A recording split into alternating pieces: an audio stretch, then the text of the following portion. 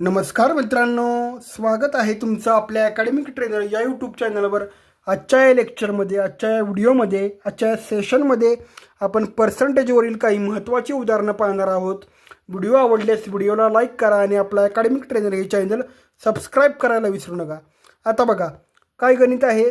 एचा पगार बीपेक्षा 20% जास्त आहे, तर बीचा पगार एपेक्षा किती टक्क्यांनी कमी आहे.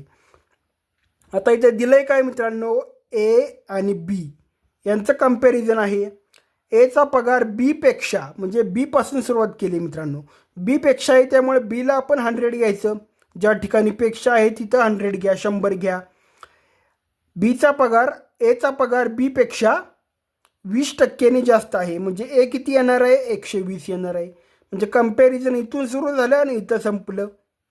आता कंपॅरिझन काय आहे बघा, तर बीचा पगार एपेक्षा किती टक्क्यांनी कमी आहे. एपेक्षा म्हणजे आता कंपॅरिझन इथून सुरू झालं, इथं संपलं. एपेक्षा म्हणजे आता काय करायचं, ए बेसला आला इथं, बरोबर आहे. ए पहिला आला. आता किती टक्क्यांनी कमी आहे, आता किती टक्क्यांनी कमी आहे याच्यामध्ये जर बघितलं आपण तर किती टक्क्यांनी कमी आहे, 20नं कमी आहे, बरोबर आहे. मग इथं 20 लिहा, बरोबर आहे. इंटू 100 करा. आता काय करा, 0 0 बिनकामाचे कट करा. 2 1 जा 2, 2 6 जा 12. त्याच्यानंतर बघा 6 1 जा 6, बरोबर आहे. रिमेनिंग किती राहिले, 4 राहिले, त्याचे झाले 40. 6 6 36, पुन्हा 6 राहिले, पुन्हा 6 6 36, पुन्हा 6 6 36. हे असं होणार आहे.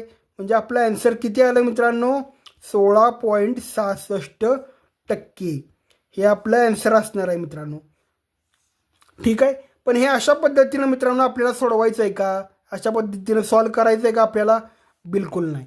कसं करायचं आहे बघा, सोपी मेथड काय आहे, तर आपण कंपॅरिझन वन्स अगेन करतोय ए आणि बीचं, बरोबर आहे. बीपासून सुरुवात केली, बीला 100 म्हटलं, किती टक्क्यांनी जास्त आहे, 20%नी, त्यामुळे 120 लिहिलं. आता काय करा, डायरेक्ट तुम्ही काय करा, हे क्रॉस करून टाका. 0 0 क्रॉस केले, बेसक 12, बेपंचे 10, याची व्हॅल्यू 6 आली, याची व्हॅल्यू 5 आली, बरोबर आहे.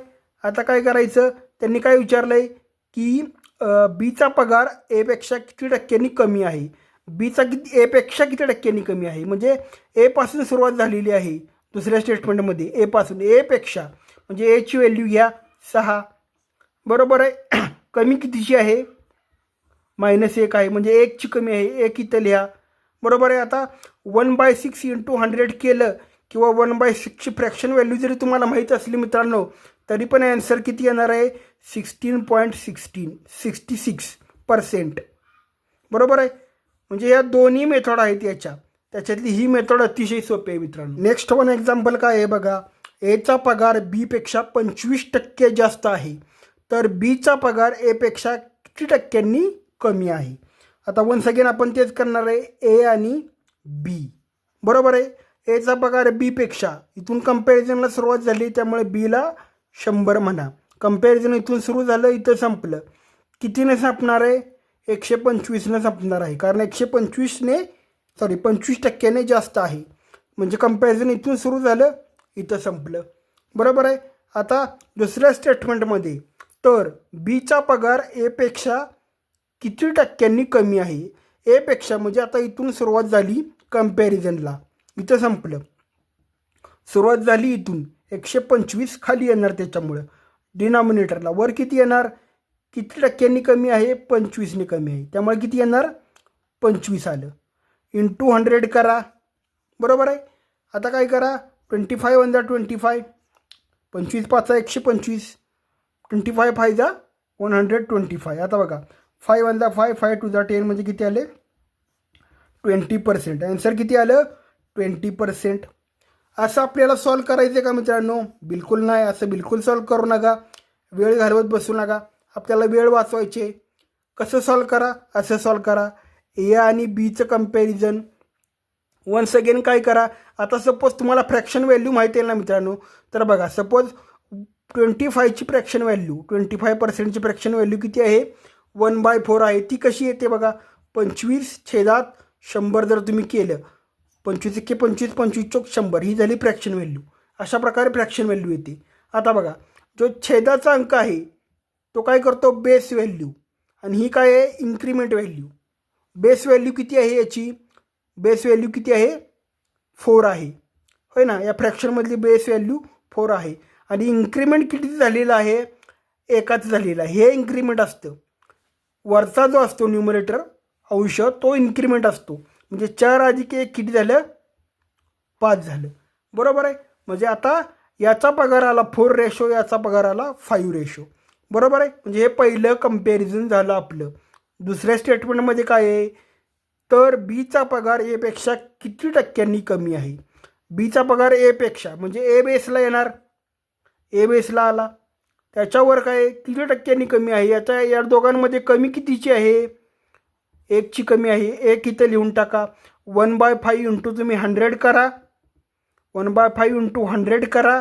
ॲन्सर किती येणार आहे, 20%. किंवा 1/5ची फ्रॅक्शन व्हॅल्यू तुम्हाला माहीत असेल, डायरेक्ट 20% लिहा. बरोबर आहे. दोन्हीतलं काय पण करा तुम्ही, तुम्हाला ॲन्सर मिळून जाणार आहे. हे अशा पद्धतीनं मित्रांनो, सोप्या पद्धतीनं उत्तर फाइंड आउट करा.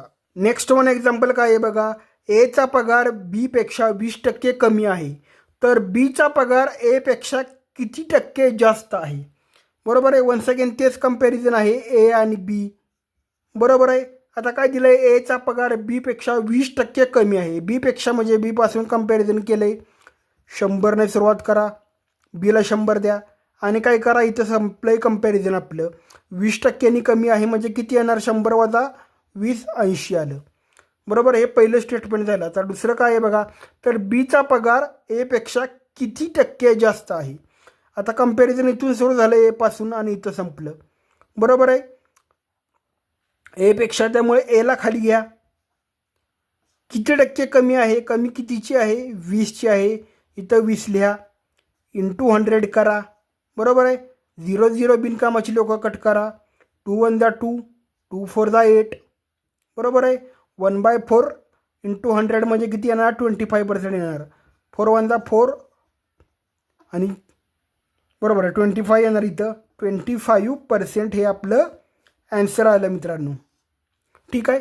पण हे असं सॉल्व करायचं आहे का आपल्याला, बिलकुल नाही. आपल्याला काय मेथड वापरायची आहे, ए आणि बी 20% कमी आहे. बरोबर आहे. आता 20%ची व्हॅल्यू काय आहे मित्रांनो, 1/5.